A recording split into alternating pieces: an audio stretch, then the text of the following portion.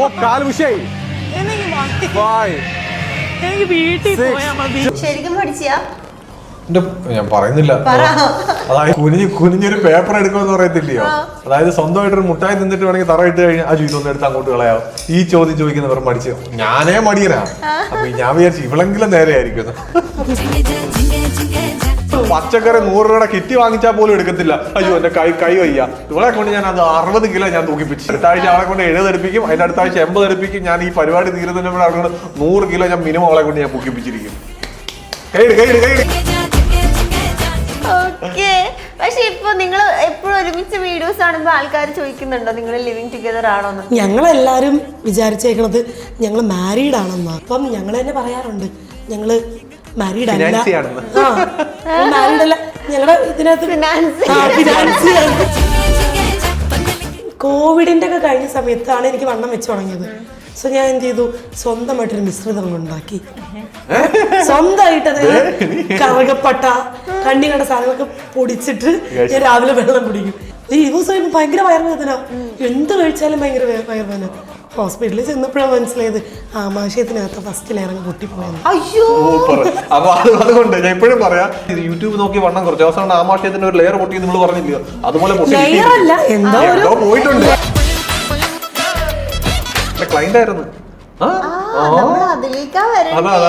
ഞങ്ങൾ കുറെ സംസാരിച്ചു, ഭയങ്കര കണക്ട് ആയി. സോ അങ്ങനെ ചുമ്മാ ഞങ്ങൾ മീറ്റ് ചെയ്യുമ്പോൾ ചുമ്മാ ഫോട്ടോ എന്തെങ്കിലും ഇവൻ ഇൻസ്റ്റയിലിടും, മറ്റേ സ്റ്റോറി ഇടും. അന്നേരം ഉമ്മ ചോദിച്ചു നിങ്ങൾ തമ്മിൽ എന്തേലും ഉണ്ടോ? അന്നേരം ഞാൻ പറഞ്ഞു ഉണ്ടോ. പിന്നെ ഞങ്ങൾക്ക് ഒന്നും ചെയ്യേണ്ടി വന്നിട്ടില്ല. ഭയങ്കര ടാക്ടിക്സ് അപ്രോച്ച് കേട്ടോ. ആദ്യം പറഞ്ഞു നൈസായിട്ട് പറഞ്ഞു ഒന്നുമില്ല, ജസ്റ്റ് പെണ്ണ് കണ്ടാ അത് സെറ്റ് ചെയ്താൽ നമുക്കൊന്ന് ഫിക്സ് ചെയ്തിടാം. പിന്നെ നിങ്ങൾ ഇങ്ങനെ വേണ്ടി വേണം, കുഴപ്പമൊന്നുമില്ല. എല്ലാവരും വീഡിയോ നിങ്ങൾ ഫോട്ടോ കാണുമ്പോഴത്തേക്കിന് എൻഗേജ്മെന്റ് ഒന്നും കഴിയാതെ എങ്ങനെയൊക്കെ ചോദിക്കുന്നത് ഞാൻ കൊള്ളാലോ നല്ല. ഞാനൊരു കാര്യം പറഞ്ഞു, ഇപ്പൊ ഇവളൊരു തലയെ തട്ടവിട്ടെന്ന് വെച്ചോ, ഇതിന്റെ വ്യൂവർഷിപ്പ് മാറും. ഉള്ള അവസ്ഥാനി ഇതിന്റെ അകത്ത് ഇവളിപ്പോ ഈ ഇരിക്കുന്ന സിറ്റുവേഷനിൽ ഇവളുടെ പേര് റമീഷ, ഒരു മുസ്ലിം കാരിയായിട്ടുള്ള ഒരു പേര് റമീഷ ബഷീർ. ഈ പുള്ളിക്കാരി ഇപ്പൊ ഒരു തലയിൽ ഒരു തട്ട വിട്ടെന്ന് വെച്ചോ, തട്ട വിട്ടാൽ ഇതിന്റെ വ്യൂവർഷിപ്പ് മാറും. എന്റെ മോളെ എന്ന് പറഞ്ഞാൽ സ്നേഹിക്കാൻ ആളുകൾ വരും. ഇപ്പം ഇവളിപ്പോൾ ചിന്ത അതായിരുന്നു, അതായത് തട്ട വിട്ടുകൊണ്ട് വന്നാൽ അല്ലെങ്കിൽ ആളുകൾ എന്ത് കാണും. ഞാൻ പറഞ്ഞു അതിനകത്ത് കാര്യമില്ല, നീ എങ്ങനെ ജീവിക്കുന്നു അതിന്റെ അടിസ്ഥാനത്തില്ല.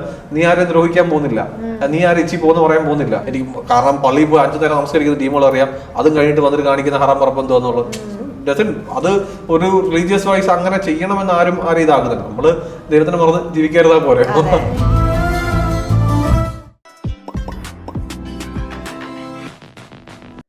വാട്സാപ്പ് വഴി ഇംഗ്ലീഷ് പഠിക്കാൻ ഇംഗ്ലീഷ് കഫേ ഉള്ളപ്പോൾ ഇംഗ്ലീഷ് ഒരു വിഷയമേ അല്ല. English cafe presents you the perfect English. English cafe, we present you the perfect English. WhatsApp now 9633388575. ഏറ്റവും പുതിയ ചർച്ചയിലേക്ക് സ്വാഗതം. ഞാൻ Mastani and this is our show Masti with Mastani. ഇന്ന് എന്റെ കൂടെ ഒരു ഇൻസ്റ്റഗ്രാം ട്രെൻഡിങ് കപ്പിൾ ആണ് ജോയിൻ ചെയ്യുന്നത്, Ajnas and Rameesha. Welcome. Thank you. എന്ത് മല്ലു കോമ്പസ് എന്നുള്ള പേര് അതാണ് ഉദ്ദേശിക്കുന്നത്. ആക്ച്വലി ഇപ്പോഴായിരിക്കും ചിലപ്പോൾ കുറെ ആളുകൾ അവനെ കണ്ടിട്ടുള്ളത്, പക്ഷെ പണ്ട് അത്യാവശ്യം ട്രാവലിംഗ് ആയിരുന്നു എന്റെ ഒരു മെയിൻ ഏരിയ. അപ്പൊ അങ്ങനെ ഇങ്ങനെ ഇന്ത്യ മൊത്തം ഞാൻ ഇങ്ങനെ കറങ്ങിക്കൊണ്ടിരിക്കുവായിരുന്നു. അപ്പൊ ഒരു പോയിന്റ് എത്തിയപ്പോഴത്തേക്കിന് അന്ന് പിന്നെ ഓൾറെഡി നമുക്ക് മല്ലു ട്രാവലർ പേരെടുത്ത് മലയാളി എന്നുള്ള രീതിയിൽ, യാത്രികൻ എന്നുള്ള രീതിയിലാണ് ശരി കോമ്പസ് നിന്നിടത്ത് ഇങ്ങനെ നടന്ന കറങ്ങുമല്ലോ എന്നുള്ള രീതിയിലാണ് ഞാൻ അന്ന് മല്ലു കോമ്പസ് എന്നുള്ള പേരിലേക്ക് എത്തി പെട്ടെന്ന്.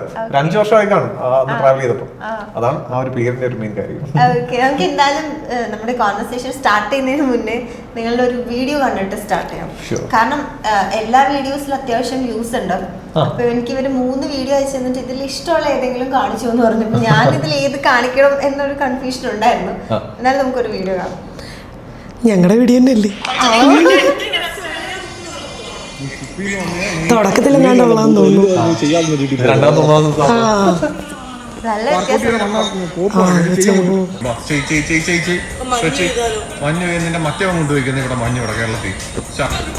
സത്യം അത് വെച്ചോക്കുമ്പോ ഇപ്പൊ എന്തോ ഒരു മാറ്റമുണ്ട്. ഓർഗാനിക്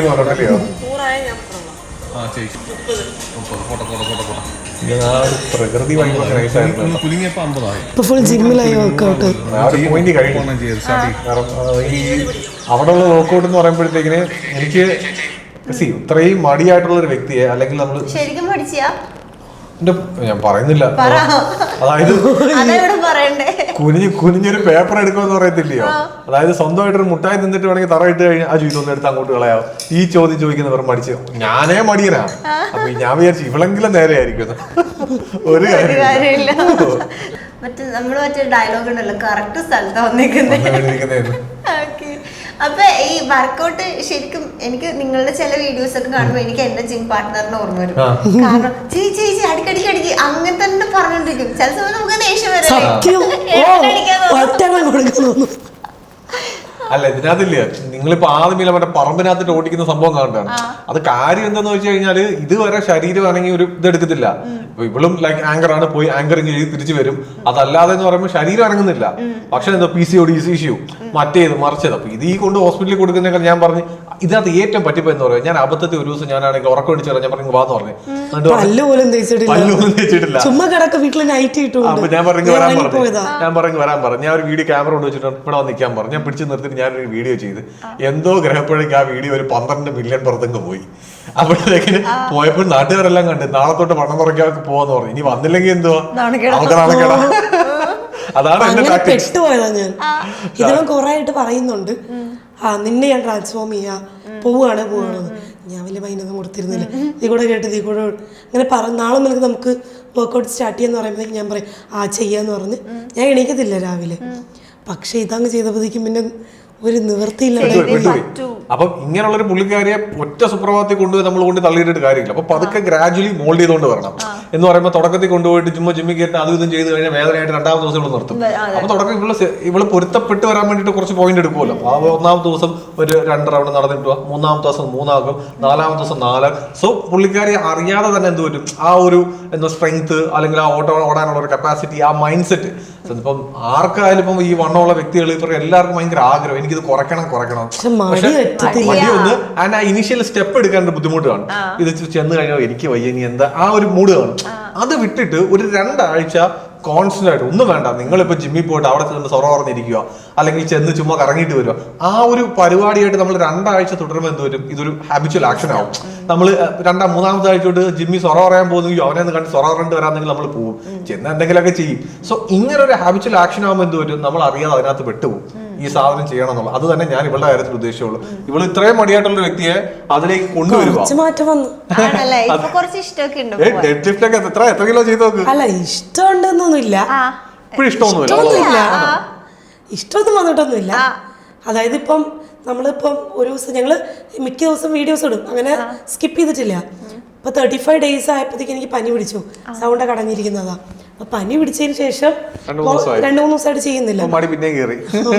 ഓട്ടോമാറ്റിക്കലി നമുക്ക് മെസ്സേജ് വന്നുകൊണ്ടിരിക്കും. ഒരു ദിവസം മോർണിംഗ് ഇടുന്നത് എനിക്ക് എന്തെങ്കിലും ഇവന്റ് ഒക്കെ കാരണം ഈവനിങ് ആണ് വർക്കൗട്ട് എങ്കിൽ രാവിലെ മെസ്സേജ് വരും ഒരു 10 മണിയൊക്കെ കഴിഞ്ഞു കഴിഞ്ഞാൽ ഒന്ന് വർക്കൗട്ട് ഇല്ലേ. ഒരുമാതിരി നമ്മള് പെട്ട അവസ്ഥയാ. കൊറേ പേര് ചോദിച്ചു തുടങ്ങും ഇന്നെന്താ വർക്കൗട്ട് ചെയ്യാത്തേന്ന്, ഇന്ന് ചെയ്തില്ലേ. ഒരു 10 ചിലപ്പോ ഇവൻ എഡിറ്റ് ചെയ്യാൻ ലേറ്റ് ആയിട്ട് ഇടാത്തോണ്ടായിരിക്കും. അപ്പോഴും ക്വസ്റ്റ്യൻ വന്നു കഴിഞ്ഞാൽ പിന്നെ നമുക്ക് മറുപടി പറയേണ്ട ഒരു അവസ്ഥയിലേക്ക്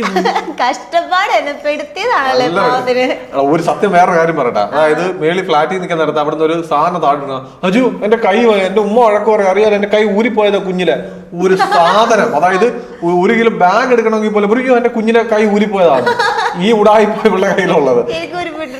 ശരിക്കും കുഞ്ഞിലെ ആയിക്കോട്ടെ, അങ്ങനെ ഊരി പോവല്ല. അതായത് ഇവിടെ നമുക്ക് ജോ ഉണ്ടല്ലോ, ഈ ജോയിന്റ് എന്റെ കൊച്ചിലെ, അതായത് ഞാൻ ഫസ്റ്റ് വീട്ടിലെ കൊച്ചാ. അപ്പൊ വരുന്നവരൊക്കെ ഇങ്ങനെ എടുത്ത് പൊക്കും, അങ്ങനെ പൊക്കി ഇവിടെ എന്തോ ആകുമായിരുന്നു, എന്തോ ആയിട്ടുണ്ട്. ഇത് എനിക്കറിയത്തില്ല. ഇത് അങ്ങനെ കൊറേ മരുന്നൊക്കെ കഴിച്ചിട്ടാണ്. വിഷയം എന്ന് പറയുമ്പോ എവിടെങ്കിലും പോവാ, ഒരു സാധനം പച്ചക്കറി 100 രൂപയുടെ കിറ്റ് വാങ്ങിച്ചാൽ പോലും എടുക്കത്തില്ല. അയ്യോ എന്റെ കൈ വയ്യ, ഇവളെ കൊണ്ട് ഞാൻ അത് 60 കിലോ ഞാൻ തൂക്കിപ്പിച്ച്. അതൊരു കാരണം എന്ത് പറഞ്ഞാലും അയ്യോ എനിക്ക് പച്ചക്കറി വയ്യ, എന്റെ കൈ ഊരി പോകുന്നതാണല്ലോ. എന്റെ ഉമ്മ ഇപ്പൊ വീട്ടിലുണ്ട്. ഉമ്മ പറയും അയ്യോ നീ 60 കിലോ ഒന്നും എടുക്കല്ലേ, അവളുടെ കൈക്ക് വയ്യാത്തയാന്ന്. കൊച്ചിനോട് ഞാൻ ഇതല്ലേ കേൾക്കുന്നത്. അടുത്ത ആഴ്ച അവളെ കൊണ്ട് 70 എടുപ്പിക്കും, അതിന്റെ അടുത്ത ആഴ്ച 80 എടുപ്പിക്കും. ഞാൻ ഈ പരിപാടി തീരുന്നതിന് 100 കിലോ ഞാൻ മിനിമം അവളെ കൊണ്ട് ഞാൻ പൊക്കിപ്പിച്ചിരിക്കും. ഭയങ്കര സംഭവമാ. കാരണം എനിക്കിത് ശരിക്കും റിലേറ്റ് ചെയ്യാൻ പറ്റും. എനിക്ക് കുറച്ച് മുന്നത്തെ എന്റെ ഇന്റർവ്യൂസ് നോക്കിയാലും മനസ്സിലാവും. കുറച്ച് തടി ഉണ്ടായിരുന്നു. അപ്പൊ അതിന്റെ താഴെ വന്ന കമന്റ്സ് കാണണം, ഇവിടെ മനസ്സിലാവും എന്തൊക്കെ കമന്റ്സ് വരുന്നു. അതൊക്കെ കേട്ട് കേട്ട് കേട്ട് ഞാൻ ഈ പറഞ്ഞ പോലെ എനിക്കിഷ്ടല്ല പണിയെടുക്കാൻ. എനിക്ക് ഇരുന്നാ തിന്നോ, ഫ്രണ്ടിൽ കൊണ്ടുവന്ന് എന്ത് തന്നാലും ഞാൻ ഹാപ്പിയാ. അങ്ങനത്തെ ഒരു അവസ്ഥയുണ്ട്.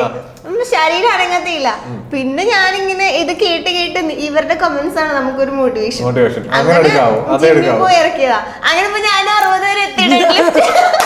പക്ഷെ വ്യത്യാസമുണ്ട്. ഞാൻ 35 ദിവസമേ ഉള്ളൂ. ഞാനൊരു 7 months ഒക്കെ ആയി. അതിനകത്ത് ഇവിടെ ഒരു 15 ദിവസമായുള്ള ജിമ്മി ഞാൻ കേട്ടിട്ട്. അതിന് മുന്നേ ഗ്രൗണ്ട്സ് തന്നെ ആയിരുന്നു ചെയ്തു. സ്വന്തമായിട്ട് ബോഡി സ്ട്രെങ്ത് ഒന്ന് ഇമ്പ്രൂവ് ചെയ്ത് കൊണ്ടുവന്നിട്ട് അങ്ങോട്ടേക്ക് കടത്താന്നുള്ള രീതിയിൽ ഇപ്പം പുള്ളിക്കാരി നൈസാണ്. പിന്നെ ആഹാരം ഒരു തരത്തിലുള്ള ഡയറ്റും ഇല്ല, മധുരം കഴിക്കുന്നില്ല, ഡയറ്റില്ല. കാരണം അവളെ കൊണ്ട് പറ്റത്തില്ല. ഇന്നലെ ഇവളുടെ കൂട്ടുകാരുടെ കഫേയിൽ ട്രിവാൻഡ്രത്ത് അവിടെ പോയിട്ട് എന്തുകൊണ്ട് കഴിച്ച സാധനത്തിന്റെ പേര് ബ്ലൂബെറി ഫ്രഞ്ച് ടോസ്റ്റ്. ഞാനെന്തിനാ, എനിക്കൊരു ഡയറ്റ് ഒന്നുമില്ല, ഞാൻ കഴിക്കും. അത് കുറെ വർഷത്തെ നാളത്തെ എന്റെ ആഗ്രഹമായിരുന്നു കഴിക്കണം എന്ന് പറഞ്ഞാൽ അവിടെ പോയി അത് കഴിച്ച്. പിന്നെ മറ്റേ ദിവസം ഡയറ്റ് ഒന്നുമില്ല. നമ്മള് ആ ഒരു ഹെൽത്തി റൊട്ടീനിലേക്ക് എത്തുക എന്നുള്ള ഒരു ഇതേ ഉള്ളൂ. ആക്ച്വലി ഇതുവരെ ഷുഗർ കട്ടൊക്കെ ഉണ്ടായിരുന്നു, ഷുഗർ ഒന്നും കഴിക്കൂലായിരുന്നു. ഇപ്പൊ ഒരാഴ്ചയായിട്ട് അതുമില്ല. ജോലൈനൊക്കെ വന്നിട്ടുണ്ടായിരുന്നു. പക്ഷെ ആ ഒരു വീഡിയോയില് നല്ല ജോൺലൈൻ ഇപ്പൊ ഒരു 1 week ആയിട്ട് നല്ല ഷുഗർ ഒക്കെ കഴിക്കുന്നു. അതാ ഷുഗർ കഴിച്ചാൽ ഭയങ്കര ഇപ്പൊ മസ്താനി ഇപ്പൊ എന്നെ കാണുന്നുണ്ടോ? എന്നെ കണ്ട മസ്താൻ ഞാനിപ്പോ എന്തോ ഒരു 20 ദിവസം കഴിയുമ്പോൾ ഞാനൊരു വീഡിയോ ഇടും. അത് കഴിഞ്ഞ് മസ്താനി എന്നെ ഒരു 1.5 മാസം ഇയാൾ ഇങ്ങനെ മാറിയെന്ന് ചോദിക്കും. കാരണം നമ്മൾ മെയിൻലി ഷുഗർ കട്ട് ചെയ്ത് തുടങ്ങി നല്ല ഡയറ്റ് എടുത്ത് വർക്ക്ഔട്ട് ചെയ്യാൻ അത്യാവശ്യം മൈൻഡ് ഉണ്ടെന്നുണ്ടെങ്കിൽ മാറും. ഞാൻ ഇപ്പൊ നിങ്ങൾ ഈ ബോഡി ഷേമിങ് കാര്യങ്ങളൊക്കെ ഒരുപാട് പേര് പറയുന്നുണ്ട്. ഇതിന്റെയൊക്കെ ഇപ്പൊ ഞാൻ പോലും ഇവിടെ ഒരു വീഡിയോയിൽ അമ്മച്ചി ലുക്ക് എന്ന് പറഞ്ഞിട്ട് അതിനകത്ത് ആളുകൾ ഇങ്ങനെ ഞാൻ പറഞ്ഞുതരാം. അതായത് ഞാൻ ഒരു വ്യക്തി 100, 102, 105 കിലോ ഉള്ള ഞാൻ സ്ഥിരമായിട്ട് വണ്ണം വെക്കുന്ന കുറയ്ക്കുന്നു. സോ എനിക്ക് ഈ ശരീരത്തിന്റെ ഏറ്റവും മോശം അവസ്ഥയിൽ ആളുകൾ എത്തുമ്പോൾ എന്താണ് അവരുടെ ബുദ്ധിമുട്ടെന്ന് കൃത്യം അറിയാവുന്ന ഒരു വ്യക്തി ഞാനാണ്. അതിൽ ഏറ്റവും ഫിറ്റ് ആയിട്ടിരിക്കുമ്പോഴും അതിന്റെ ഒരു ഗുണം എന്താണെന്ന് അറിയാവുന്ന വ്യക്തിയാണ്. സോ ഈ പറയുന്ന മോശം അവസ്ഥയിൽ നിന്ന് ഇങ്ങോട്ട് കൊണ്ടെത്തിക്കണമെന്നുണ്ടെങ്കിൽ നമ്മൾ അത്യാവശ്യം വർക്ക് എടുക്കാത്ത കാര്യമില്ല. അല്ലാതെ ഇപ്പോഴും പറയാം യൂട്യൂബിൽ കാണും മറ്റേ ചൂടുവെള്ളത്തിൽ നാരങ്ങ ഒഴിച്ച് കുടിച്ചാൽ മതി. ഞാൻ എന്തോരം ചെയ്തിട്ടുണ്ടെന്ന് എത്ര നാരങ്ങ അതായത് എനിക്ക് PCOD വന്നതിന് ശേഷം വണ്ണം വെച്ചത്. ഞാൻ വണ്ണം കുറയ്ക്കാൻ വേണ്ടി എക്സ്ട്രീം ചെയ്തിട്ടുണ്ട്. ഫസ്റ്റ് കോവിഡിന്റെ ഒക്കെ കഴിഞ്ഞ സമയത്താണ് എനിക്ക് വണ്ണം വെച്ച് തുടങ്ങിയത്. സോ ഞാൻ എന്ത് ചെയ്തു, സ്വന്തമായിട്ടൊരു മിശ്രിതം ഉണ്ടാക്കി. സ്വന്തമായിട്ട് അതായത് കറുകപ്പട്ട കണ്ണി കണ്ട സാധനങ്ങളൊക്കെ പൊടിച്ചിട്ട് ഞാൻ രാവിലെ വെള്ളം കുടിക്കും. അതിനകത്ത് ഇച്ചിരി നാരങ്ങ നീര് പിന്നെ തേൻ ഒഴിക്കും. എന്നിട്ട് രാവിലെ ഗ്ലാസ് കുടിക്കും. പിന്നെ ഓരോ മണിക്കൂർ കൂടുമ്പോ പെട്ടെന്ന് തടി കുറയാൻ വേണ്ടിട്ട് ഈ പറഞ്ഞ സാധനങ്ങൾ അങ്ങനല്ല, ഈ സാധനങ്ങളൊക്കെ കുറയുമെന്ന് പറഞ്ഞു കിട്ടും. അപ്പൊ ഞാൻ ഓർത്തത് എല്ലാം കൂടെ കൂട്ടി ഉണ്ടാക്കുമ്പോ പെട്ടെന്ന് കുറയും. അതിന്റെ കൂടെ എന്ത് ചെയ്തു, ഇതെല്ലാം ഒരു ദിവസം രാവിലെ വൈകിട്ടാ കുടിക്കണ്ടേ. ഞാൻ എന്ത് ചെയ്തു, 1 മണിക്കൂർ ഇടവിട്ട് എല്ലാം വെച്ച് കുടിച്ചു. പെട്ടെന്നൊക്കെ കുടിക്കട്ടെ, മണം കുറയട്ടെ എന്ന് ഓർത്തു. 10-20 ദിവസം കഴിയുമ്പോ വയറുവേന തുടങ്ങി. അതല്ല ഇത് കേൾക്കുന്ന ജിമ്മ് നടത്തുന്ന ടീമുകളെല്ലാം എന്ത് ചെയ്യും, ഇനി തൊട്ട് ജിം എക്യുപ്മെന്റ്സ് ഒക്കെ മാറ്റിട്ട് അവിടെ മറ്റു സാധനങ്ങളെല്ലാം വെച്ച് ഇനി ഒഴിച്ചു കൊടുപ്പായിരിക്കും പരിപാടി. എന്നിട്ട് ഞാൻ ഒരു 20 ദിവസം ഭയങ്കര വയറുവേദന, എന്ത് കഴിച്ചാലും ഭയങ്കര വയറുവേദന. ഹോസ്പിറ്റലിൽ ചെന്നപ്പോഴാണ് മനസ്സിലായത് ആമാശയത്തിനകത്ത് ഫസ്റ്റ് ലെയർ അങ്ങ് പൊട്ടിപ്പോയെന്ന്. അപ്പൊ അതുകൊണ്ട് ഞാൻ എപ്പോഴും പറയാം, ഈ യൂട്യൂബ് കണ്ടിട്ട് അത് യൂട്യൂബ് അല്ല, യൂട്യൂബിനകത്ത് ഒരാൾ പറയുന്നുണ്ട് നാരങ്ങ നീരിൽ ഇത് ചെയ്താൽ മതി. കുറച്ച് പേര് തേനും കൂടെ ഒഴിക്കാൻ പറയുന്നുണ്ട്. വേറെ ഒന്നിട്ട് പറഞ്ഞ ജീരകം ഇടാൻ പറയുന്നുണ്ട്, കറുകപ്പട്ട ഇടാൻ പറയുന്നുണ്ട്. ഞാൻ എന്ത് ചെയ്തു, എനിക്കൊരു കാര്യം പറയാൻ പോകുന്നത്, ഞാൻ ഇന്നലെ ഒരു പോസ്റ്റ് കണ്ട്, ഏത് ന്യൂസ് ചാനലിന്റെ ഒരു ന്യൂസിന്റെ, അതിൽ എഴുതി വെച്ചിരിക്കുക. അതായത് യൂട്യൂബിൽ നോക്കിയിട്ട് ലൈക്ക് എന്താ പറയുന്ന ആള് ഇതേപോലെയുള്ള ഏതെങ്കിലും ടീമുകളായിരിക്കും, വണ്ണം കുറച്ച് ഇത്ര നാളുകൊണ്ട് കുറച്ച്, അതുകൊണ്ട് തന്നെ ഞാൻ ഒരു ജിം ട്രെയിനറിന് കാശ് കൊടുക്കേണ്ടതായിട്ട് ആവശ്യമില്ല. സി ഞാൻ കണ്ടതാ. അപ്പം ഇതുപോലുള്ള ടീമുകൾ മനസ്സിലാക്കേണ്ട കാര്യം, ഇങ്ങനെയുള്ള ടീമുകൾ എന്റെ താണ്ട ഈ സൈഡിൽ ഇരിക്കുന്ന ഈ ടീമുകൾ ഇതുപോലുള്ള കണ്ടിട്ടായിരിക്കും ഇവരിത് ചെയ്യുന്നത്. അവർ വിചാരിച്ചു ഞാൻ ജിം ട്രെയിനറിന് കാശ് കൊടുക്കുന്നില്ല, ഞാൻ ചെയ്യുന്നത്. എല്ലാ പ്രൊഫഷനും അതിൻ്റെതായ ഇതുണ്ട് മാന്യതയുണ്ട്. അവർ ആ രീതി വർക്ക് എടുത്ത് കഷ്ടപ്പെടുന്ന വ്യക്തികളാണ്. ഇപ്പൊ ഞാൻ ആലോചിച്ച് ഇതുപോലൊരു വലിയൊരു ന്യൂസ് ചാനൽ, നമ്മുടെ കേരളത്തിൽ വലിയൊരു ന്യൂസ് ചാനൽ, അവർക്ക് എന്ന് പറഞ്ഞാൽ ന്യൂസിന് ഇത്രയും ദാരിദ്ര്യം ഉണ്ടെന്ന് ഞാൻ ആലോചിച്ചു. കാരണം വേറെ ഒന്നുമല്ല, അവരൊരു പ്രൊഫഷനെയാണ്. ഇപ്പൊ അവർ ചെയ്യുന്നത് ഒരു മാധ്യമ പ്രവർത്തനം, ഒരു വലിയ പ്രവർത്തനമാണ്. അതുപോലെ ഒരു പ്രൊഫഷനാണ് ഈ പറയുന്ന ഒരു ഫിറ്റ്നസ് ഫീൽഡ് എന്ന് പറഞ്ഞത്. അപ്പൊ ആ നിൽക്കുന്ന വ്യക്തികളെ താഴ്ത്തുന്ന ഇത് യൂട്യൂബ് നോക്കി വണ്ണം കുറച്ച് അവസാനം ആമാശയത്തിന്റെ ഒരു ലെയർ പൊട്ടി നമ്മൾ പറഞ്ഞു ഇല്ലയോ അതുപോലെ ലെയറല്ല, എന്തോ പോയിട്ടുണ്ട്. എന്തോ ഒരു വിള്ളൽ എന്തോ വീണു. അതുകൊണ്ട് പിന്നെ കുറെ കാലത്തോളം പിന്നെ എപ്പോഴും എന്തെങ്കിലും ഇങ്ങനെ കുടിച്ചുകൊണ്ടിരിക്കേണ്ടി വരും. വെള്ളമെങ്കിലും നമുക്കിങ്ങനെ വയറിലൊന്നും ഇല്ലാത്തൊരു ഫീൽ ഉണ്ടാവില്ല. ഭക്ഷണം കഴിച്ചൊരു 5 മിനിറ്റ് കഴിഞ്ഞാലും അങ്ങനെയായിരുന്നു. ഡോക്ടർ കുറെ തെറിയും വിളിച്ച്, നീ ആരടി എന്നോട് പറഞ്ഞു, നിനക്കവിടെ വന്നിരുന്നു. ഞാനങ്ങ് മാറിയിരിക്കും, വരുന്നവർക്കൊക്കെ മരുന്ന് എഴുതി കൊടുത്തു. അല്ല, ഞാനൊരു മുന്നേ ഇവന്റെ അടുത്ത് ജോയിൻ ചെയ്തതിന് മുന്നേ ഞാൻ വേറൊരു മണ്ടത്തരം കൂടെ കാണിച്ചു. അതായത് എൻ്റെ ഒരു ഫ്രണ്ട് ഹോസ്റ്റലിൽ കൂടെ പഠിച്ച ഒരാളാണ്.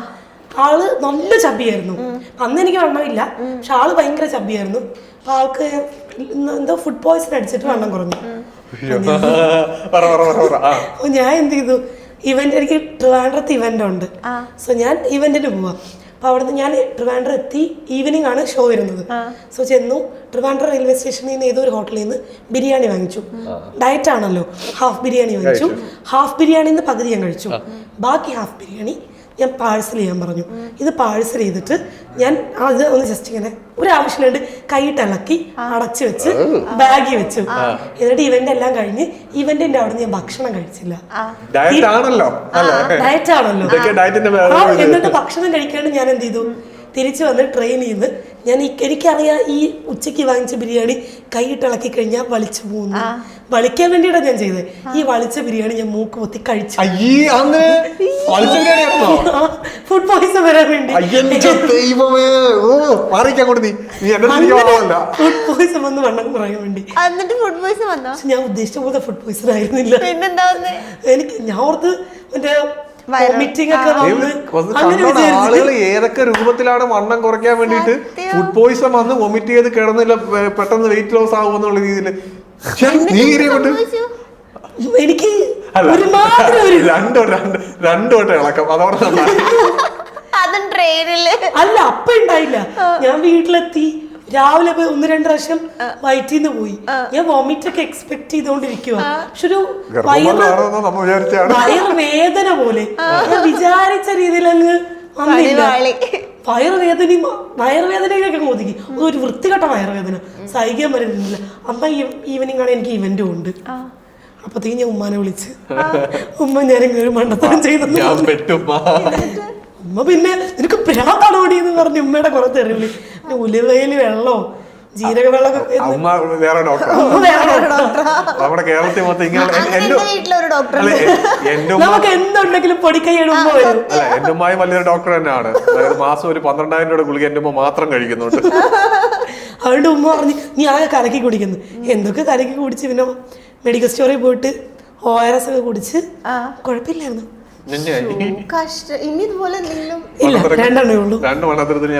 അതിനുശേഷം എന്റെ അടുത്തോട്ട് വന്നു. അപ്പൊ എന്റെ കറക്റ്റ് സ്ഥലത്ത് വന്ന് എന്റെ എന്താ പറയുക ക്ലൈന്റ് ആയിരുന്നു. ഒന്നിച്ച് നിങ്ങൾ ഇപ്പൊ കപ്പിൾസ് ആയതിനു ശേഷം തീരുമാനിച്ചാണോ ഒന്നിച്ച് വീഡിയോസ് ഒക്കെ ഇട്ട് തുടങ്ങാം? അങ്ങനെ വിചാരമൊന്നുമില്ല. ഇവളെന്റെ ക്ലൈന്റ് ആയിരുന്നു. ഇപ്പം എനിക്ക് മോർണിംഗ് പല ബാച്ചസ് ഉണ്ട്, ഓൺലൈൻ ട്രെയിനിങ് ഉണ്ട്, ഇഷ്ടംപോലെ ബാച്ചസ് രാവിലെ തൊട്ട് വൈകുന്നേരം വരെ ഉണ്ട്. അപ്പൊ അതിലൊരു ബാച്ചിലെ ക്ലൈന്റ് ആയിരുന്നു. അത് ഫസ്റ്റ് ക്ലൈന്റ് ആയിരുന്നു കേട്ടോ. നേരത്തെ ഉണ്ടായിരുന്നു. ഞാൻ ഇപ്പോഴാണ് ഫുൾ സ്ട്രെച്ച് ചെയ്യാൻ സ്റ്റാർട്ട് ചെയ്തത്. ഞാൻ നേരത്തെ വർക്ക് ചെയ്തിട്ടുണ്ട് സിംഗപ്പൂർ എഞ്ചിനീയർ ആയിട്ട്, മെക്കാനിക്കൽ ആയിരുന്നു. ജോലി കളഞ്ഞിട്ട് വന്നേ. അപ്പൊ അങ്ങനെ ഞാൻ ഇത് റീസ്റ്റാർട്ട് ചെയ്തപ്പോഴത്തേക്കിന് മൈ ഫസ്റ്റ് ക്ലൈന്റ്. അങ്ങനെ സ്റ്റാർട്ട് ചെയ്തു. അതിങ്ങനെ പോയി. അപ്പൊ ആദ്യത്തെ ഒരു ദിവസം ഞാൻ മൈൻഡ് ചെയ്തത്, കാരണം എനിക്ക് എന്ത് ബിസിനസ് ഉണ്ടാക്കുക, ക്ലയൻസിനെ കൺവേർട്ട് ചെയ്യുക, അത് മാത്രം എന്റെ ഉദ്ദേശം. പിന്നെ ഒരു കുറച്ച് ദിവസം കഴിഞ്ഞപ്പോഴേ ഏതോ ഒരു പാതിരാത്രിക്ക് ഡൗട്ട് ചോദിക്കാൻ വേണ്ടി അത് പറഞ്ഞപ്പോൾ ഉറങ്ങിപ്പോയതാ. ഞാൻ മെസ്സേജ് അയച്ചത് 8:30 രാത്രി. ഞാൻ ബിസി റിപ്ലൈ ആവുന്നത് രാത്രി 10:30. കാരണം എനിക്ക് 9 to 10 ബാച്ച് ഉണ്ട്, ക്ലാസ് എടുത്ത് കഴിഞ്ഞാൽ ഫ്രീ ആവത്തുള്ളൂ. ഞാൻ ജിമ്മിൽ പോയി. അപ്പൊ അത് അയച്ചു. പിന്നെ വേറൊന്നുമല്ല, തെറ്റിദ്ധരിക്കുന്ന പാതിരാത്രി വേറൊന്നുമല്ല.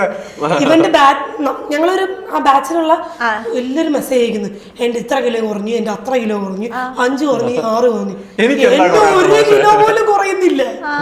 അപ്പൊ എനിക്കങ്ങ് ഫ്രസ്ട്രേഷൻ വരുമല്ലോ. കാരണം ഈ ഗ്രൂപ്പിനകത്ത് ഇവന്മാരൊക്കെ പറയുന്നു എന്റെ 2 ആഴ്ച കൊണ്ട് 5 കിലോ കുറഞ്ഞു, എന്റെ 3 കിലോ കുറഞ്ഞു. ഞാനിത് കേട്ടോണ്ടിരിക്കുക. ഇവരിത് ഞാൻ ഓർത്ത് ഇനി ഇവരെങ്ങനെ പൈസ കൊടുത്ത് ആളെ കയറ്റി പറയിപ്പിക്കുവാണോ, അങ്ങനെ ആലോചിച്ചു. ഞാൻ ഇവര് മെസ്സേജ് അയച്ചു, എന്തോ ബ്രോ എന്റെ മാത്രം കുറയാത്ത. എല്ലാ സമയത്തും ഞാൻ ബ്രോ ഇത് കഴിക്കാമോ, അങ്ങനെയായിരുന്നു ചോദിച്ചിരുന്നത്. ഞാൻ അങ്ങനെ എല്ലാവർക്കും റിപ്ലൈ ഒന്നും കൊടുക്കത്തില്ലായിരുന്നു, ഇടക്കിടക്കെ കൊടുക്കുവായിരുന്നു. പെട്ടുപോയി. അങ്ങനെയായിരുന്നു ഞാൻ ചോദിച്ചത് എന്റെ അടുത്ത്. ഇതെന്തോ എന്റെ മാത്രമാണ് കുറെ, ഞാൻ പിന്നെ എന്തിനും അവിടെ ചെയ്യുന്നത്, എനിക്ക് ഭ്രാന്ത് വന്നത് കണ്ടിട്ട്. അങ്ങനെ ഞാൻ പിന്നെ ഇരുത്തി ഇവനെന്നെ വിളിച്ച്, ഇവന് ഞാൻ അടുത്ത മാസവും ഇത് കണ്ടിന്യൂ ചെയ്യണമല്ലോ, റിന്യൂ ചെയ്യണമല്ലോ, അതിനു വേണ്ടി ഇവൻ വിളിച്ച് ഇങ്ങനെ സംസാരിച്ചു. അപ്പൊ ഇങ്ങനെ സംസാരിച്ച് കുറേ മണിക്കൂറൊക്കെ സംസാരിച്ചു. അതാണ് തുടക്കം. പിന്നെ 2 3 സിനിമ പറയുന്ന പോലെ പിന്നെ അങ്ങനെ സംസാരിച്ചവര് പോക്ക് പോയി. പിന്നെ ഇവൻ കൊച്ചിയില് ചുമ്മാ ഫ്രണ്ടിൽ ഞാൻ കണ്ടു, അങ്ങനെ ഞങ്ങൾ വന്ന് കണ്ടു. അന്നാണ് ഓൺലൈൻ ക്ലയന്റിനെ മീറ്റ് ചെയ്യുന്നത് നിങ്ങൾ ആദ്യമായിട്ട്. ഓ, അപ്പൊ നിങ്ങൾ ആ സമയത്ത് ഓൺലൈൻ ആയിരുന്നു? എന്റെ ക്ലയന്റ് മൊത്തം എനിക്ക് അതാണ്. അതിനുശേഷം മീറ്റ് ചെയ്തിട്ടില്ല, ഞങ്ങൾ ഫസ്റ്റ് മീറ്റ് ചെയ്യുന്ന ഒരു ട്രെയിനറിനെ അല്ലെങ്കിൽ ഒരു ക്ലയന്റിന് ജസ്റ്റ് കാണും, ഞങ്ങൾ ഇത്ര കമ്പനിയാണ് സംസാരിച്ചത്. പിന്നെ അത് കമ്പനി 1-ാമത്തെ ദിവസം 2-ാമത്തെ ദിവസം പിന്നെയും കണ്ടു. ഞാൻ കൊച്ചിയിൽ തന്നെ നിൽക്കുമായിരുന്നു. 3-ാമത്തെ ദിവസം പിന്നെയും കണ്ടു. അങ്ങനെ കണ്ടുകൊണ്ടേയിരുന്നു. അങ്ങനെ പെട്ടുപോയി. അങ്ങനെ ഇങ്ങനെ ഇവിടെ വന്നിരിക്കുന്നു, ഇന്റർവ്യൂ തന്നോണ്ടിരിക്കുന്നു. അപ്പൊ എത്ര നാളായി? കുറച്ചായേ ഉള്ളൂ. എല്ലാം വളരെ അതായത് ഉണ്ടല്ലോ, ഞങ്ങള് ഇങ്ങനെ ഞങ്ങൾ കുറെ സംസാരിച്ച് ഭയങ്കര കണക്ട് ആയി. സോ അങ്ങനെ ചുമ്മാ ഞങ്ങൾ മീറ്റ് ചെയ്യുമ്പോ ചുമ്മാ ഫോട്ടോ എന്തെങ്കിലും ഇവൻ ഇൻസ്റ്റയിലിടും, മറ്റേ സ്റ്റോറി ഇടും. എന്റെ ഉമ്മയാണെങ്കിൽ എങ്ങനെയും ഇവളൊന്ന് കല്യാണം കഴിക്കണേ,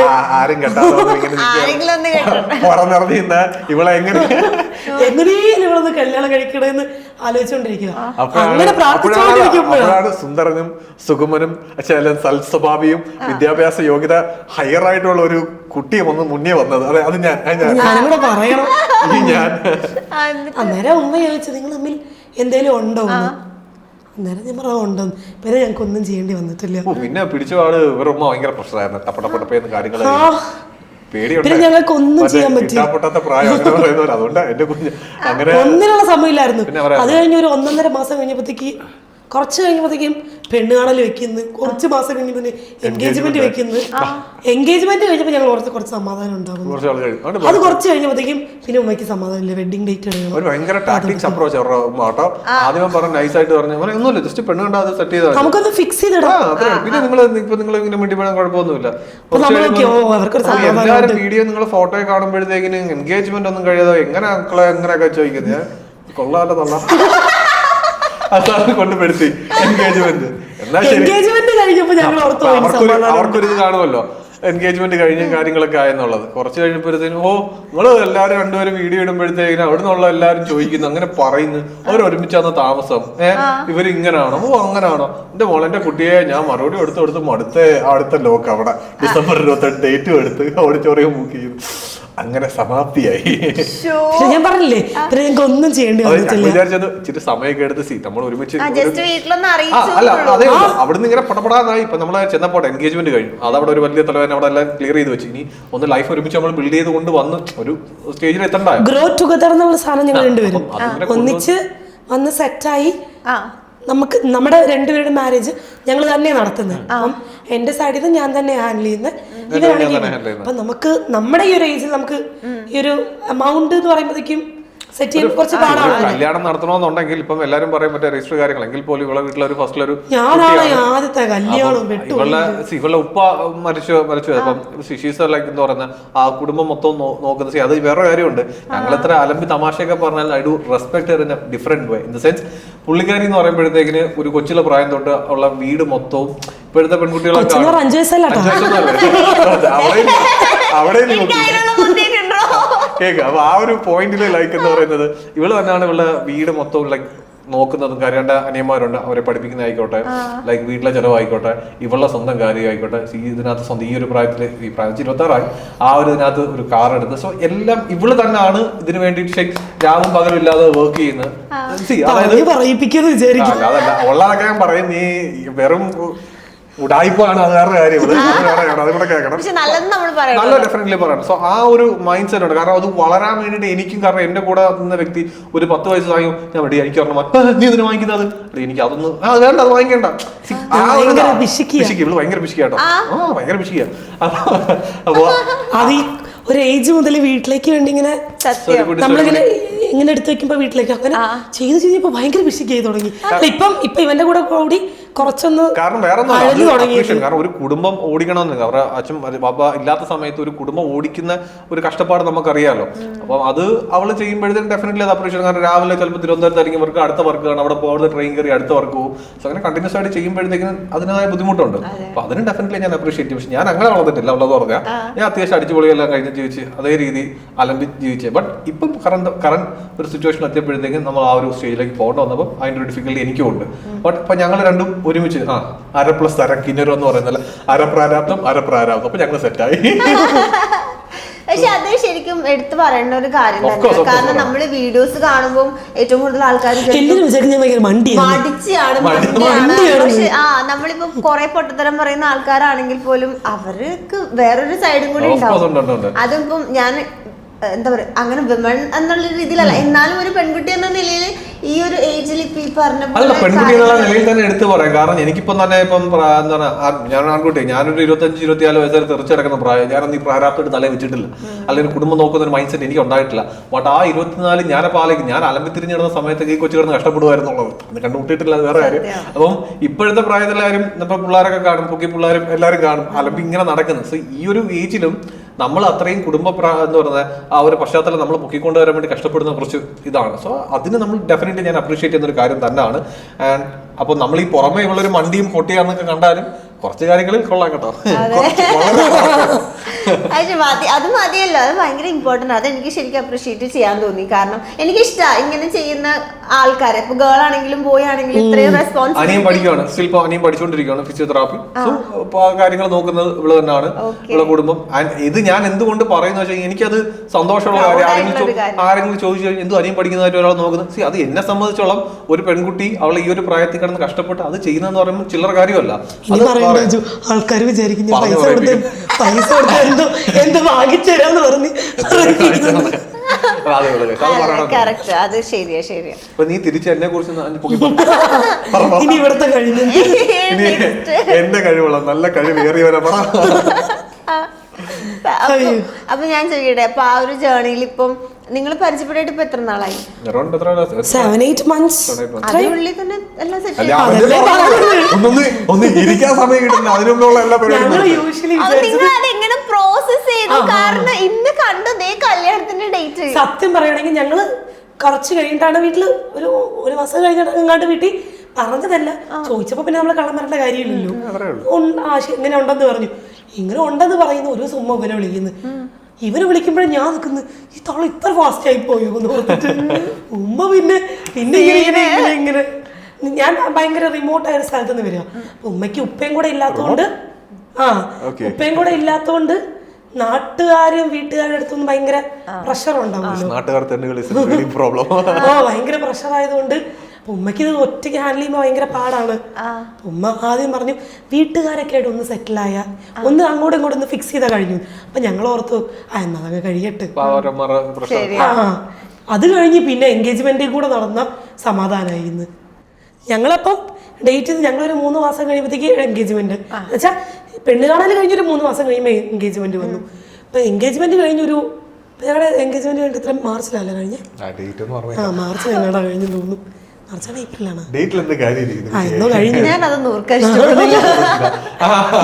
ജീവിതത്തിലെ മോശപ്പെട്ട അവസ്ഥകളും സാഹചര്യങ്ങളൊന്നും ഓർക്കാൻ ഇഷ്ടപ്പെടുന്നില്ല. എപ്പോഴോ കഴിഞ്ഞു. അത് കഴിഞ്ഞൊരു 1.5 മാസം കഴിഞ്ഞപ്പോ പിന്നെ തുടങ്ങി വെഡിങ്ങിന് ഡേറ്റ് എടുക്കണമെന്നും പറഞ്ഞ് എടുക്കെന്ന് പറഞ്ഞു. അവസാനം എന്തേലും കാണിക്ക് ഇനി കെട്ടിയിട്ട് കാണാം. അപ്പൊ നിങ്ങള് പ്ലാൻ ചെയ്തോ ഒരു കല്യാണം എങ്ങനെയായിരിക്കണം, അല്ലെങ്കിൽ ആഫ്റ്റർ മാരേജ് ലൈഫ് എങ്ങനെയായിരിക്കും? അതാണ് ഞങ്ങൾ എപ്പോഴും പ്ലാൻ ചെയ്യാറുള്ളത്. കാരണം നമ്മളിപ്പോ പ്രണയിച്ച് ഇങ്ങനത്തെ സിറ്റുവേഷൻ അല്ലല്ലോ. കല്യാണം കഴിഞ്ഞു കഴിഞ്ഞാൽ ഞാൻ കേട്ടിട്ടുണ്ട്, കല്യാണം കഴിഞ്ഞു കഴിഞ്ഞാൽ വേറെ തന്നെ ഒരു സിറ്റുവേഷൻ. ഞാനും കേട്ടിട്ടുണ്ട്. എനിക്കത് എന്നും ടെൻഷനാണ്. എനിക്ക് ആക്ച്വലി ഭയങ്കര പേടിയാ ഈ ഫോബിയ എന്ന് പറയില്ലേ, കല്യാണ ഫോബിയ. അതെനിക്ക് പണ്ട് തൊട്ടേ ഉണ്ട്. ഒരു ദിവസം എനിക്ക് എൻഗേജ്മെന്റ് പെണ്ണ് കാണൽ എന്തോ കഴിഞ്ഞിട്ട് ഇങ്ങനെ ഇത് ആലോചിച്ച് ഭയങ്കര ടെൻഷൻ വന്നു. അതായത് വേറൊന്നും അല്ല, ഇത് ടെൻഷൻ എന്ന് വെച്ച് കഴിഞ്ഞാൽ ഇപ്പൊ കയറി പോകുന്ന ചെറുക്കനെ വീട്ടിൽ ചെല്ലുമ്പോൾ ഇവക്ക് ആക്ച്വലി അങ്ങനെ തട്ടൊന്നും അങ്ങനെ അവർക്ക് ശീലമില്ല. അപ്പൊ നമുക്കും അതൊരിക്കലും പറയണമെന്ന് ആവശ്യമില്ല. ഇവക്ക് ചിന്ത ഇനി അങ്ങോട്ട് പോകുമ്പോൾ അവിടെ എല്ലാവരും തട്ട വിടാൻ പോകുന്നത് അങ്ങനെ വരുമ്പോൾ ഒരു കോൺഫ്ലിക്റ്റ് ഉണ്ടാവുക എന്നുള്ളതാണ്. അപ്പൊ ഞാനൊരു പറയാറുണ്ട്, ഇപ്പൊ ഈ തട്ട വിടുന്നതെന്ന് പറയുമ്പോൾ അതൊക്കെ ഓരോരുത്തരുടെ ഇൻഡിവിജ്വൽ ചോയ്സ് ആണ്. അതുപോലെ ഒരു കാര്യമുണ്ട്, ഈ തട്ടവിട്ട് ഇങ്ങനെ നടന്ന തറയെ നോക്കി നടക്കുന്ന ടീമുകളുണ്ട്. എനിക്ക് വ്യക്തിപരമായിട്ട് അറിയാം, വെറും ഉണ്ടായിപ്പ് വെറും ഫ്രോഡ് ടീമുകൾ ഞാൻ കണ്ടിട്ടുണ്ട്. മനസ്സിലായില്ല, എനിക്ക് കൃത്യമായിട്ട് എന്റെ ജീവിതത്തിൽ പോലും റിഫ്ലക്ട് ആയിട്ട് ഞാൻ കണ്ടിട്ടുണ്ട്. നല്ല തട്ടമൊക്കെ ഇട്ട് നല്ല നടക്കും. പക്ഷെ അതിലൊന്നും കാര്യമില്ല. ഇറ്റ്സ് അപ്പോൾ നമ്മളൊരു വ്യക്തികളെ എങ്ങനെ സമീപിച്ച് അവരോട്ട് എങ്ങനെ പെരുമാറുന്നു, സമൂഹത്തിൽ എങ്ങനെ ഇടപഴകുന്നു എന്നുള്ളതാണ് എനിക്ക്. കാരണം പള്ളിയിൽ പോയി 5 നേരം നമസ്കരിക്കുന്ന ടീമുകൾ അറിയാം, അതും കഴിഞ്ഞിട്ട് വന്നിട്ട് കാണിക്കുന്ന ഹറാം പറപ്പെന്തോ എന്നുള്ളത്. അത് ഒരു റിലീജിയസ് വൈസ് അങ്ങനെ ചെയ്യണമെന്ന് ആരും ഇതാക്കുന്നില്ല. നമ്മള് ദൈവത്തിന് മറന്ന് ജീവിക്കരുതാ പോലെ. അത്രേ ഉള്ളൂ. അപ്പൊ എനിക്കിതങ്ങ് ഓർത്തിട്ട് എല്ലാം നീ മാരേജ് ലൈഫ് എങ്ങനെയാവുന്നൊക്കെ ഓർത്ത് ഇതെല്ലാം പെട്ടെന്ന് നടക്കുമല്ലേ, എനിക്ക് ഭയങ്കര പാനിക് അറ്റാക്ക് പോലെയായി. എനിക്ക് ഇത് പറഞ്ഞപ്പോഴും ഞാൻ ഒരു ഇൻസിഡന്റ് പറയണം എനിക്കിപ്പോ തോന്നുന്നു. ഇപ്പൊ ഈ റിലീജിയസ് വിഷയം കാരണപ്പം ഞാനിപ്പോ ഈ റീസെന്റ് ഞാനും എൻ്റെ അമ്മയും കൂടെ ഞങ്ങൾ കൊല്ലത്ത് കൊട്ടാരക്കരോട്ട് പോവാം. എന്റെ വണ്ടിയിൽ കൊണ്ടുപോയി ഒരു പുരോഹിതൻ വണ്ടി കൊണ്ട് ഇടിച്ച്. വയസ്സായ മനുഷ്യനെ എന്താണ് ഏട്ടാ എന്താ ഇങ്ങനെ എന്നുള്ള രീതിയിൽ നമ്മൾ ചോദിക്കത്തുള്ളേ. നോക്കുക, ഇയാൾ ഇറങ്ങി ഞാൻ ചെന്നതും ഇയാൾ എന്നെ നടുവിരലും ഒക്കെ എന്നെ കാണിച്ചു. എന്റെ അമ്മയാണ് സത്യം, എന്നെ നടുവിരലും ഒക്കെ കാണിച്ചു, സത്യമായിട്ട് കാണിച്ചു. അതായത് എന്റെ വീഡിയോ ഞാൻ ഇൻസ്റ്റയിൽ ഇട്ടിട്ടുണ്ട്. അപ്പൊ ഞാൻ ആലോചിച്ചാ, അപ്പൊ എന്റെ കുരു എന്നെ അങ്ങ് പൊട്ടത്തില്ലയോ? കാരണം അത് വയസ്സായ ഒരു പുരോഹിതൻ നമ്മൾ ചെല്ലുമ്പോൾ എന്താ അച്ഛാന്ന് ചോദിക്കും. ഞാൻ വീഡിയോ എടുത്തു, അച്ഛൻ എന്ത് കാണിക്കുന്നു ഒന്നുകൂടെ കാണിക്കും. വേറെ വല്ലാതെ എന്റെ കുണം മാറും. ഒന്നാമത്തെ കൊല്ലത്തുകാർ ലൈസിന് അടി ഉണ്ടാക്കുന്ന ടീമുകളാണെന്ന് നിങ്ങൾ പറയാറുണ്ട്. പക്ഷേ കാണിച്ച് ഞങ്ങൾ ഉറപ്പായിട്ടും ഇതാവും. കാരണം അത് അച്ഛനായാലും പള്ളിയിൽ അച്ഛനായാലും മറ്റേ മുസ്ലിയാരായാലും ആരായാലും ആ കാണിച്ച ഹറാം പറപ്പ് എന്ന് പറഞ്ഞിട്ട് നമ്മുടെ മുഖത്ത് നോക്കിയിട്ട് ഇയാൾ എന്റെ അടുത്ത് കാണിച്ച് വണ്ടി കൊണ്ട് തട്ടി. പോട്ടെ മോനെ, അറിയാതെ തട്ടിപ്പോയത് ക്ഷമിക്കണം. പോട്ടെ കുഴപ്പമില്ല, ഇത്രയുള്ള വണ്ടി നമ്മളെല്ലാവരും വണ്ടി ഓടിക്കുന്നവരാ, ചെറിയ തട്ടുമുട്ടൊക്കെ സംഭവിക്കും. അങ്ങനെ വലിയ കാര്യമുള്ള കാര്യമല്ല. എന്താ തിരിഞ്ഞു നോക്കിയപ്പോഴത്തേക്കിന് എന്താ വെച്ചാൽ ചോദിച്ചു നോക്കിയിട്ട് ഇയാൾ എന്റെ അടുത്ത് കാണിക്കും. ഞാൻ അപ്പോഴും വീഡിയോ എടുത്തപ്പോഴത്തേക്കും പിന്നെ ഒന്നും വീട്ടുന്നു. ഞാൻ ഇപ്പൊ കാണിക്കുന്നില്ല താനെന്ന് വെച്ച്. അപ്പം ഈ പറയാൻ വന്ന കാര്യം ഇതല്ല. ഈ പറഞ്ഞ റിലീജിയസ് ആ ഒരു ബാരിയറിനകത്ത് ഈ പറഞ്ഞ അച്ഛന്മാരായിക്കോട്ടെ, മറ്റേ ഇതായിക്കോട്ടെ, വേറെ ടീമുകളായിക്കോട്ടെ, ഏതാണെന്ന് ഞാൻ സ്പെസിഫൈ ചെയ്യുന്നില്ല, വോട്ടവർ ആരായിക്കോട്ടെ, ഇവരുടെ ചട്ടക്കൂടി നിന്ന് ജീവിക്കണമെന്ന് പറയുന്നത്. ഈ ചട്ടക്കൂട്ടിലെ മെയിൻ ഓണറാണ് ഈ ടീമുകൾ. ഇവര് പറയും ഇങ്ങനെ ഇട്ടാലേ നമ്മൾ ഇതിനകത്ത് വരുത്തുള്ളൂ, അല്ലെങ്കിൽ ഇങ്ങനെ നോക്കി നടന്നാലേ വരുത്തുള്ളൂ. പക്ഷെ ഈ ടീമുകൾ കാണിക്കുന്നത് എന്തുവാ, ഇങ്ങനെയുള്ള കാര്യങ്ങളാണ്. അപ്പൊ അതുകൊണ്ട് ഇപ്പം ഇവളിപ്പുള്ള ചിന്ത അതായിരുന്നു. അതായത് തട്ട ഇട്ടുകൊണ്ട് വന്നാലേ അല്ലെങ്കിൽ ആളുകൾ എന്ത് കാണും. ഞാൻ പറഞ്ഞു അതിനകത്ത് കാര്യമില്ല. നീ എങ്ങനെ ജീവിക്കുന്നു അതിന്റെ അടിസ്ഥാനത്തില്ല. നീ ആരെയും ദ്രോഹിക്കാൻ പോകുന്നില്ല, നീ ആരും ഇച്ചി പോകുന്ന പറയാൻ പോകുന്നില്ല. സോ അൺലെസ് കാര്യം നോക്കി ജീവിക്കുന്നു. നമ്മൾ ആരും മോശക്കാരൊന്നും പറയാൻ പോകുന്നില്ല. സോ അത്രയേ ഉള്ളൂ. അല്ലാതെ ഈ പറയുന്ന ഈ റിലീജിയസ് എന്നുള്ള ചട്ടക്കൂട് ഉണ്ടാക്കുന്ന ഏത് ടീമുകളാ, കുറച്ച് വ്യക്തികളായിരിക്കും. ഈ വ്യക്തികളുടെ മനോഭാവം എങ്ങനെയാണോ അതനുസരിച്ച് പ്രവർത്തിക്കാൻ വേണ്ടിയിട്ട് ഇത്രയും കൂട്ടം ആളുകൾ നിൽക്കുന്ന ഒരു അവസ്ഥയിൽ എത്തേണ്ട കാര്യമില്ല. അവരുടെ മനോഭാവം മോശമാണെങ്കിൽ അതനുസരിച്ച് നമ്മൾ മോശമാവേണ്ടതുമില്ല. സോ എന്റെ ഉദ്ദേശം ഇങ്ങനെ കൊണ്ട് ഒരു കാര്യം എന്തോ അത് അത്രേ ഉള്ളായിരുന്നു. പിന്നെ ഞാൻ മറ്റേ ഉമ്മ വിളിച്ചു ചോദിച്ചു, നിനക്ക് കല്യാണം വേണ്ടേ, അങ്ങനെയൊക്കെയായിരുന്നു ചോദിച്ചിരുന്നത്. എനിക്ക് പെട്ടെന്നൊരു പാനിക് അറ്റാക്ക് വന്നു. പിന്നെ രാത്രി വിളിച്ച് സംസാരിച്ചു, പിന്നെ അങ്ങ് ഓക്കെ ആയി. ഈ വീഡിയോ പോലും കാണുമ്പോഴില്ലയോ, ഞാൻ ഒരു കാര്യം പറഞ്ഞു. ഇപ്പൊ ഇവളൊരു തലയെ തട്ടവിട്ടെന്ന് വെച്ചോ, ഇതിന്റെ വ്യൂവർഷിപ്പ് മാറും.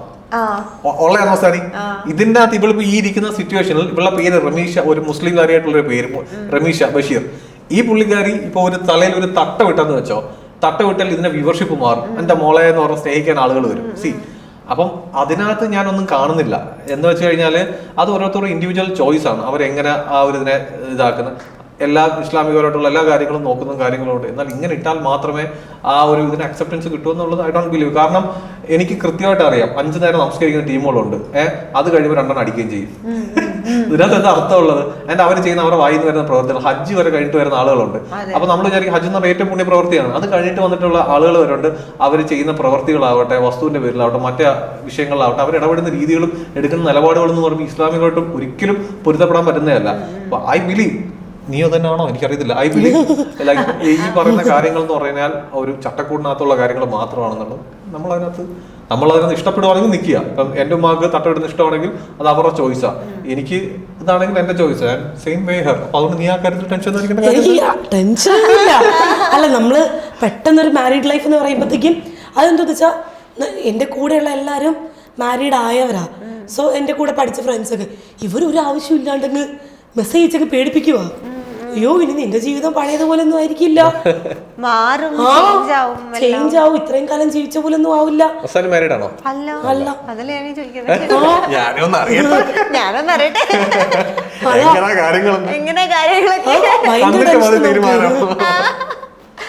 ഓക്കെ.